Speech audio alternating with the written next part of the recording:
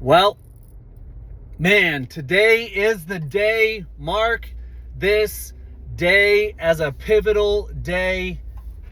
Today I got my motherfucking passport after nearly 2 years. After a nearly 2-year journey, let's put it, because I believe now more than ever that the way you see things determines how those things unfold in your life. And when I changed the way I saw things, the things I saw changed in my life.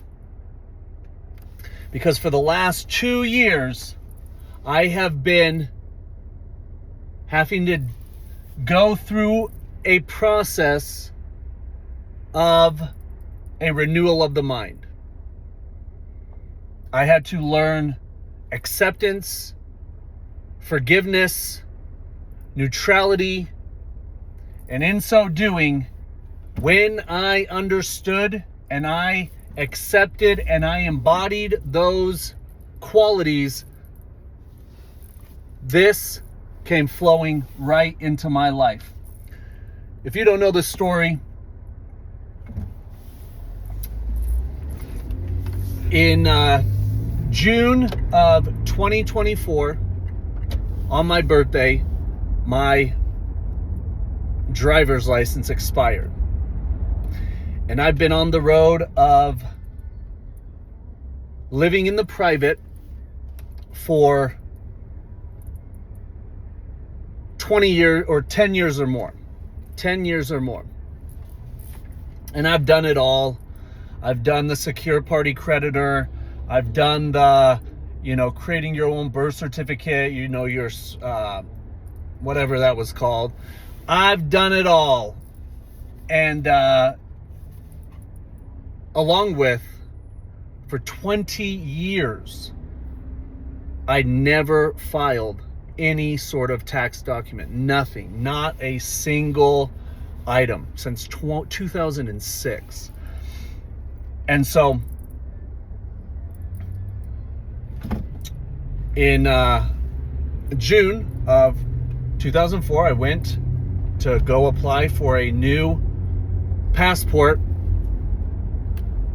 along the lines of the Copper Still, whatever, and Yusuf L on YouTube saying, get your state national passport with the fucking stars and all this other mumbo jumbo. None of which is confirmed. There's no actual confirmation or validation that those things are actually true if you really dive deep. But I had a passport.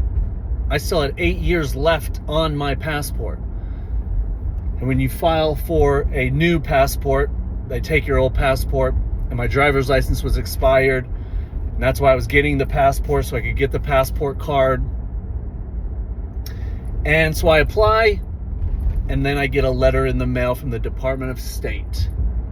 Dun, dun, dun. You have been denied a passport for 2 reasons. Number 1 is child support. Number 2, as the IRS put it, severe tax debt. And I was like, oh, well, here it is. The 2 battles that I'd been going through for, well over 5 years when it comes to child support. And then again, I hadn't filed for 20 years, so I didn't know what was going to happen with regards to the IRS. I'd never received anything in the mail. Never. I never received anything in the mail as far as, hey, here's a collections or here's a statement or anything of that nature. Never once. So I never knew what was going to happen. So, time to get to work. Now, when it comes to child support, let me make something very clear. I think as a man, it is your duty to take care of, to provide for, and to support your children. Never was I ever trying to get away with not supporting my child. But I also believe that the child support racket is just that. It's a fucking racket. It's a scam where they do not care about the well-being of the child. They only care about money. And I do believe, after going through that system, after doing many, many thousands of hours of research into how the, Title 4D really works, so on and so forth, I protested it. And so I'm not going to pay this. I have him 50% or more of the time. When it comes to things that he needs, we always went 50-50. If there was a medical need or anything like that, I got no problem paying. But I'm not going to send her money just because I make more money, but I still have him 50% or more of the time. So I was protesting, putting my foot down, drawing my line in the sand. I told even the judge, listen, I don't really care what you do. And I don't have any contract, in the state. So what are you going to do? I don't have a driver's license in the state of Idaho. I don't have any contracts with the state of Idaho. So what are you going to do? So all I cared about was the custody contract. So there was clear that I had 50-50 custody of my son. So I never paid, period. And so that number increased, I guess, and then they start putting it on your credit, and then apparently they send it over to the Department of State, and they won't let you get a passport. So I had to go within, because I believe in the universal principles, the Hermetic principles. And one of those, the most important one, I believe, is the principle of correspondence. As within, so without. And boy, was I holding a lot of anger, resentment, blame towards the system. Not towards my baby mama, towards the system. And so I got in touch with her, and through conversation and talking about it, hey, what's the solution we can create here? Because I need this passport. I need this motherfucking passport so I can travel. And so we came to she and I, man, I'm just so grateful for our relationship. I couldn't ask for a better baby mama. And so we came up with a solution, because we are both very smart people. We know how the system works. We know how to work around it. And we did. We worked around it. And all we had to do was file some paper. The whole time, the solution was right in front of me. But because I was blinded by anger and resentment towards the system, I couldn't see it. But as soon as I accepted it and let it go and looked for a solution and communicated with her, we found it. And it wiped away in a day. So, boom, one target, done. I'm done with the child support. Now it's on to the fucking Goliath, because all growing up, you're always heard, oh my God, you don't want to mess with the IRS. Oh my gosh, you got to pay your taxes or they're going to come and get you. Oh my gosh. Here's what I think. I think that the peasants sit and talk to each other and they spout off, half-truths and whole lies. Because most of the plebs that I know that are going around saying those things like, oh, you got to pay your taxes or they're going to come and get you, they never read a fucking book. They don't know how the law works. They don't know how these systems work. So they're just sitting around reciting what they've been told. And I had, 20 years of experience. Hey, I haven't filed anything at all. Not a single document for 20 years. And I haven't gotten so much as a letter in the mail. Actually, I did get one letter in the mail. During COVID, they sent me a letter saying, hey, if you want some free money, just get in touch with us. But I knew, ooh, that's a trap. There's no such thing as something for nothing. So I fucking threw that letter in the garbage as soon as I read it. So now I've got to find a solution to the bigger situation here. And so I got to work.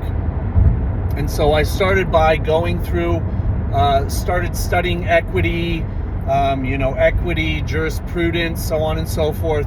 and I started an administrative process. And this is in, 2024.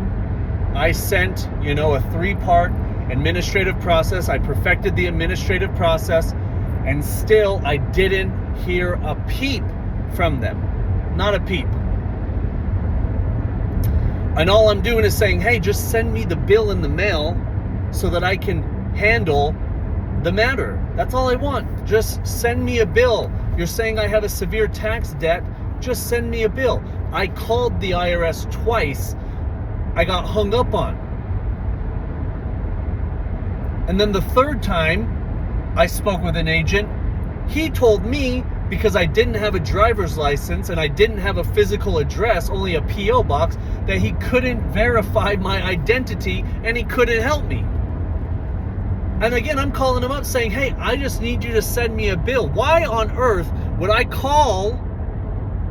Why would I call you up asking you for a bill if it wasn't fucking me? Like, how illogical are these people? But anyways, still, I'm going through the process. I've got blame, I've got resentment, I've got anger towards these systems. But every time I go through the process of calling them and talking to them, it alleviates. There's relief. Hey, these are just people doing a job. They're not big bad wolves. In fact, if anything, they're little dorks. And so I'm just kind of left, thinking, what the hell's going on? Like, I'm sending them letters. I'm calling them on the phone, trying to get a bill. So then I talked with my partner in crime, ChatGPT, and I'm like, man, what is the solution here? And we get to talk, and it says, oh, you're sending a private administrative process. They're a public-facing entity. Like, they don't have to respond to you. They don't care about you. They just get those letters in the mail, and they fucking throw them right in the garbage. Like, they don't fucking care. They don't have to do anything. What you got to do is you got to take them to court. So then it's like, oh man, that emotion comes up. Like, oh shit, now I got to go to court. This is what I'm trying to avoid. It's what everybody's trying to avoid. You're trying to avoid going to court because you're afraid. But man, listen, I'm more afraid of having to deal with my family and not being able to go on vacation than I am of the court. So I filed a complaint with the United States Tax Court. Gary Brian Gilgan versus the Internal Revenue Service, or whatever it's called. And I file a complaint. What the hell's going on here? And so, there we go. Here I am. I'm in it. So, a few weeks later, I get a letter in the mail. And it's saying some stuff like the IRS is trying to dismiss the case for mootness. And at first, you get those letters in the mail, because I still haven't gotten anything from the IRS, not a single thing from the IRS. I get a letter from tax court, and I'm thinking, oh fuck, here we go. You get a letter in the mail, you feel those emotions come up, trepidation, fear, worry, anxiety, thinking, oh fuck, here we go. Like, this is fucking real. And it's saying, hey, the IRS they want to dismiss this for mootness. And I'm thinking, oh shit, because when you're in those emotions, you're not thinking clearly. I'm not thinking what each of those words mean. Like, the IRS is trying to dismiss the case for mootness. Mootness means there's no validity in the case. So I'm like, well, what the fuck is going on? So, I get on the internet with my partner in ChatGPT, and I scan in the letter, I send it to them, and by the time I get home, actually, from getting the letter out of my P.O. box, by the time I got home, I already know what mootness means. I know what mootness means. I mean, I've been studying this stuff for a long time. I have a pretty good grasp on, the legal lexicon. And so I'm thinking, this is good news. Like, hey, what's going on? So I send in my response, my notice saying, hey, what's going on? The IRS is saying that, they're trying to file for mootness. They're saying that they filed some sort of document saying that they've already discharged this, or they've already, taken care of it on their end. I haven't received anything from them, so I don't know what the hell's going on. I need some clarity here. So I send in my response, and then this is in early November 2025. So now I'm a full year of trying to take care of this matter. So November, I send in that response, and then I go to LA for a seminar, a men's retreat. And that men's retreat was transformative for me. Something happened internally where I shifted. I stepped into a new character. And in this new character, man, just more and more just letting go. Like, hey, I'm trying to deal with this. I am in honor. I'm an honorable man. I'm a good man. Like, I'm trying to do what I believe is right. I'd rather be dead than be dishonorable to myself. And to me, paying taxes is dishonorable to myself, because I wouldn't let someone just walk into my house and rob me blind. And I believe that's what taxes are. Taxation is theft. I believe that through and through. And so, I'm having these epiphanies. I'm doing a lot of inner work. And I come home, and I swear there was something else pivotal that happened. I don't quite recall though. But I go check the mail when I get home from LA. This is now the beginning of December. And I get a letter from tax court and from the IRS. And they say, yeah, man, we're trying to discharge this because we don't have any proof that you have any severe tax debt. We don't know what's going on. Here's your transcript. There's nothing there. You don't know anything. And so I'm thinking, oh my God, we did it, baby. We did it. So I filed a response saying, hey, I accept their dismissal. Let's be done with this. And even in their letter, they're saying, yeah, we've already sent all the documents to the Department of State to reverse our standing. So yeah, man, you're good to go.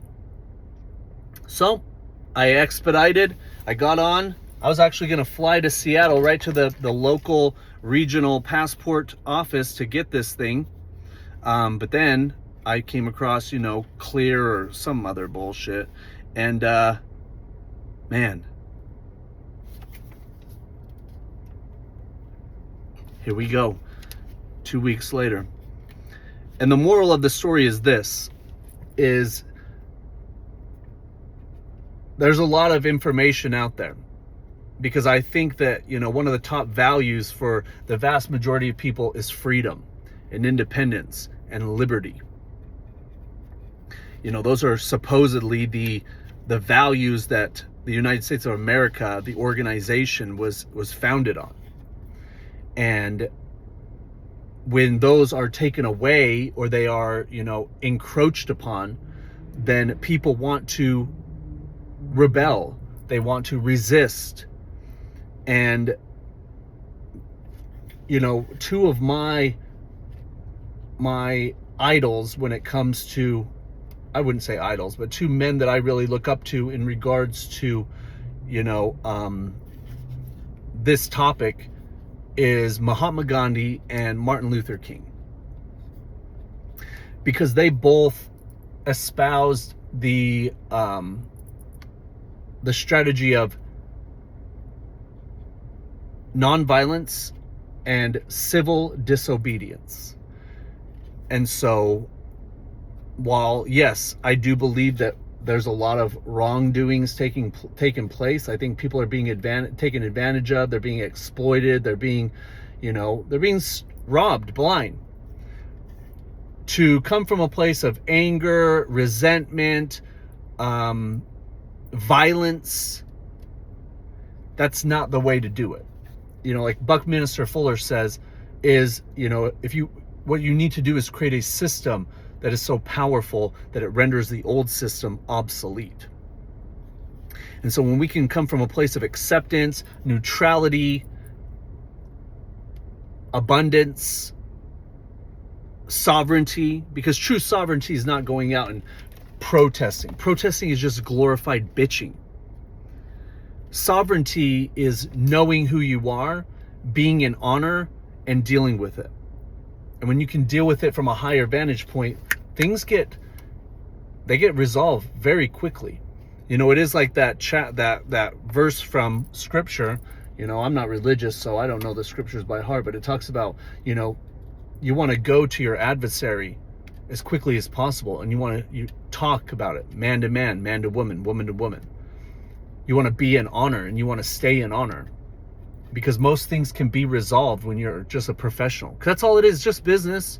Just business, it's just money. None of it's a big deal when you take care of it. So, that's my story. It's, you know, when I got in the car, it's very uneventful. You know, you go through this process for 2 years or more. It's been actually 20 plus years. And you go through the journey that I just went through, and then you get what you've wanted. It was cool in that moment, but the moment's over. Now it's on to the next adventure. And there's gonna be a lot of adventures now that I have this bad boy. So I wish you all the best that watch this. If you are battling, and that's the key word, if you're battling is resisting. If you're fighting, you're resisting something, a lesson that you need to learn. And I see a lot of people out there that are throwing all this shit against the wall, hoping that something sticks. Because at the end of the day, one, they're trying to get something for nothing. They're trying to get something that, an easy way to do things, not the right way to do things.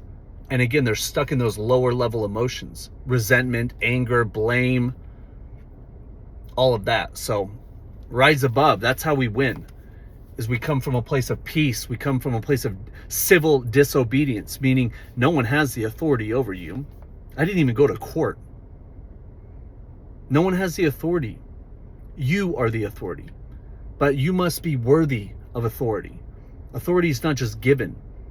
It's either consented to, which most people are doing, or it is, what's the word I'm looking for? When you are someone of authority, it's felt, it's projected outward. So I hope you got something from this video. We'll see you on the next one. Peace.